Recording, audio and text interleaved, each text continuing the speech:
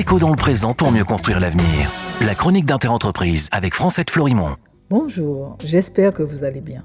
Depuis hier, nous voyons les indispensables sur lesquels nos élus doivent agir maintenant parce qu'ils ont déjà toute l'attitude. Pour rappel, les 3 premiers sont l'autonomie alimentaire, l'autonomie énergétique, la capacité de conduire des grands projets d'infrastructure.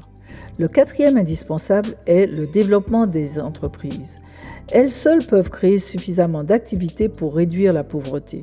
Dans ces territoires dominés par l'activité de très petites entreprises, l'objectif est de créer un terreau favorable à leur émergence grâce à des dispositifs administratifs lisibles, à une préférence pour l'achat local à travers un vrai Small Business Act et avec des délais de paiement respectant les règles.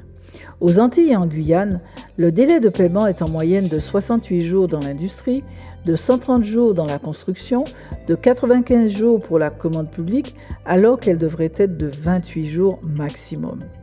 Si le délai de paiement était respecté, pas moins de 150 millions d'euros de trésorerie seraient immédiatement récupérés par les entreprises dans chacun de ces territoires.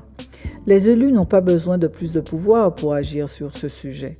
Il suffit d'une simple volonté de bien gérer les deniers publics.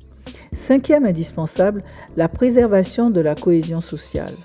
Bien que déjà ressenties, les conséquences brutales de l'inflation seront encore à venir pour les ménages des Antilles et de la Guyane.